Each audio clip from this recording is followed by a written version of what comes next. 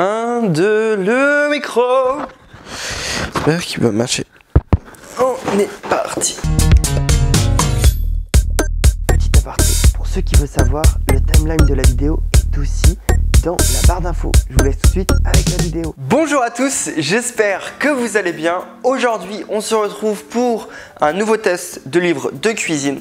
Et je vais revenir sur une maison d'édition que j'ai déjà une maison d'édition que j'ai déjà présentée, et c'est Mango, avec en fait tout simplement c'est Easy, la cuisine en images. J'avais déjà présenté celui sur le Vietnam de Nathalie Nguyen, et aujourd'hui je vais vous présenter celui sur l'Inde de Sandra Salmenji. J'espère que j'ai bien prononcé. Donc qu'est-ce qu'on va trouver dans ce livre? Déjà une super belle couverture.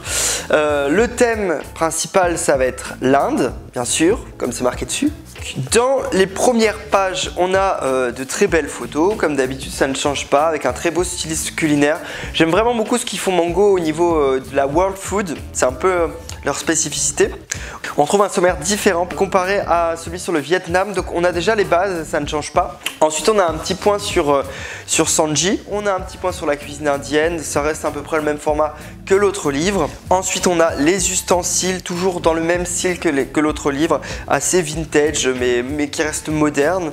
Donc les ustensiles, les ingrédients, pareil. On commence par les basiques, donc chaque recette, il y a quelques photos en fait de la recette, des astuces quand il y en a besoin. Je ne vais pas vous passer en revue toutes les recettes, on va revenir sur la fin qui va être très rapide. Il y a également des desserts et des boissons, ce qui m'a donné un peu envie de tester 2-3 trucs, mais je n'ai pas testé ça. Je vais vous dire après ce que j'ai testé. La fin est un tout petit peu moins fournie que l'autre livre. On a le même principe des restaurants, des épiceries et des accessoires et décorations, avec son blog, un petit mot de remerciement.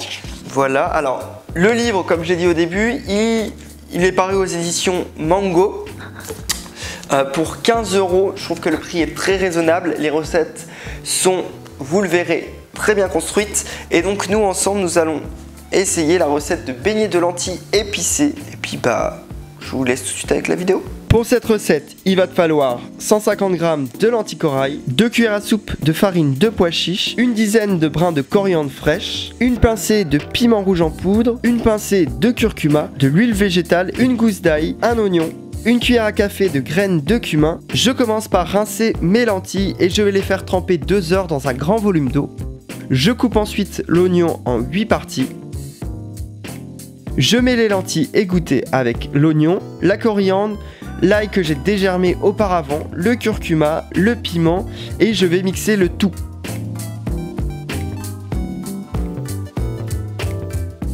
Je rajoute ensuite les graines de cumin, la farine de pois chiche et je mélange pour avoir une pâte homogène. Quand la pâte est homogène, je fais chauffer environ 2 cm d'huile. Je vais former des boulettes entre mes mains que je vais mettre à cuire environ 5 minutes de chaque côté.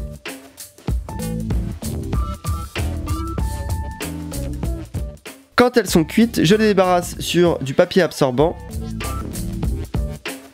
La recette était vraiment parfaite, les boulettes sont super moelleuses et ont un goût de malade. Je recommande cette putain de recette, que ce soit pour l'apéro ou même en plat. Ici j'ai pas fait la sauce qui allait avec, mais franchement bravo. Voilà, la recette est terminée, elle est succulente, très bonne.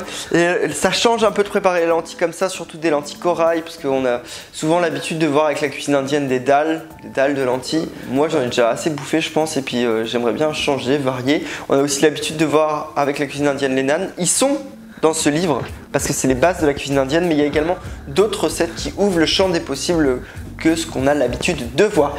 Donc les recettes elles sont classiques. Il y en a d'autres qui sont surprenantes. Moi j'en ai fait quelques-unes de ce livre, dont notamment la dalle de lentilles. Et oui, parce que je critique, mais je suis le premier à foncer droit dans le mur vers ce que je connais, qui est très bonne. Donc voilà, je le conseille. C'est un livre qui est à petit prix, très bon rapport qualité-prix. Bravo encore à Sanji. Puis si elle regarde la vidéo, si jamais elle peut commenter. Merci à tous d'avoir suivi ces tests de livres de la cuisine de Clément. On se retrouve vendredi pour une vidéo de recettes. Une très bonne journée et à bientôt. Oh, le clin d'œil ça fait un peu rital.